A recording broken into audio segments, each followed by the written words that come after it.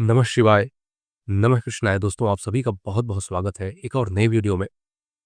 आज की वीडियो बहुत महत्वपूर्ण है विद्यार्थियों के लिए क्योंकि उनका मन पढ़ाई में नहीं लगता। उसके पीछे का कारण मैं आप सभी को सविस्तार बताऊँगा, इसलिए वीडियो के अंत तक आप सभी बने रहिए। यदि आप वीडियो में बताई गई बातों को समझ लेते हैं, मनन कर लेते हैं, अभ्यास करते हैं, तो ज़रूर आप पढ़ाई में कामयाब हो सकते हैं। दोस्तों, जब आप पढ़ाई करते हैं तो अचानक बाहर घूमने, मोबाइल देखने, किसी से बात करने या फिर कोई और काम करने की इच्छा जाग उठती है, क्योंकि मन आनंद या फिर सुख ढूंढता है। मन हमेशा उस चीज की ओर भागता है जिसमें उसे नया अनुभव, हल्कापन या तुरंत मिलने वाला आनंद महसूस होता है। पढ़ाई में यह आनंद तुरंत नहीं मिलता, इसलिए मन बाहर भागने लगता है। दोस्तों, वही मन पढ़ाई में आनंद क्यों नहीं ढूंढता, घूमने, मोबाइल चलाने में क्यों ढूंढता है? क्योंकि पढ़ाई शुरू करते समय हमारा मस्तिष्क पढ़ाई के लिए ललक पैदा नहीं कर पाता। कुछ मिनटों तक पढ़ने पर थोड़ा प्रयास लगता है। हमें ऐसे लगता है जैसे हम बहुत मेहनत कर रहे हों पढ़ाई करने के लिए, मन को मनाने के लिए। पढ़ाई का फल धीरे-धीरे मिलता है, तुरंत नहीं मिलता, इसलिए हमें बोर लगने लगता है। बाहर की चीज़ों जैसे घूमना, बात करना, खाना-पीना, मोबाइल में तुरंत संतोष मिलती है, पर पढ़ाई में नहीं मिलती। अब देखिए मन का नेचर, मन किस प्रकार से आपसे छलता है, धोखा देता है। जिन चीज़ों से आपकी उन्नति है, उन चीज़ों में तुरंत संतुष्टि ढूँढता है और जिन चीज़ों में बर्बादी है, उन चीज़ों में मन भागता है। तो मन का नेचर है। यदि मन पढ़ाई में आनंद ढूँढना शुरू कर दे, तो दोस्तों, पढ़ाई बिना दबाव की होगी, बिना चिंता की होगी।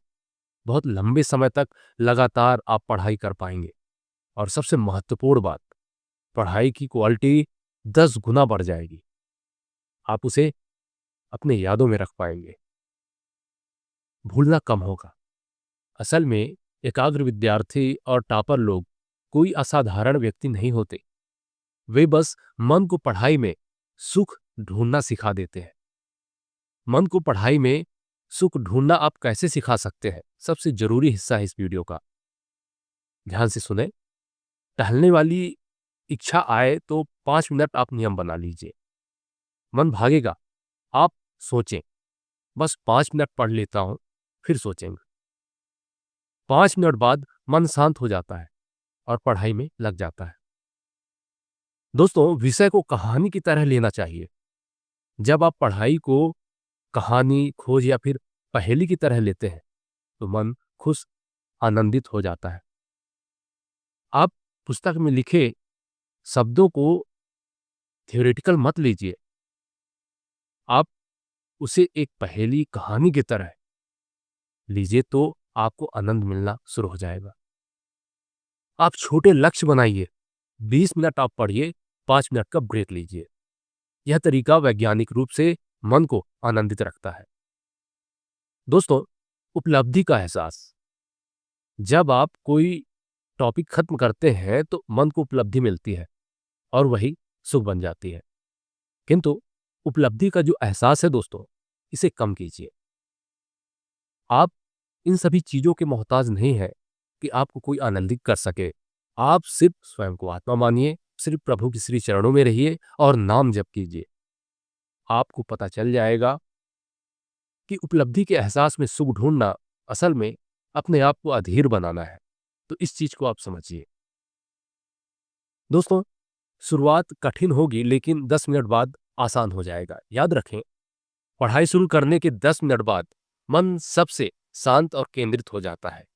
बस शुरुआत करनी होती है।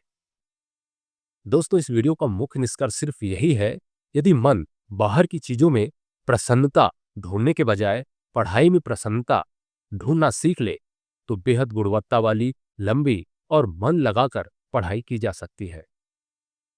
यह बातें मनोवैज्ञानिक और ध्यान अभ्यास दोनों को सिद्ध करते हैं। तो दोस्तों, इस बात पर विचार करें, अपने जीवन में बदलाव लाएं।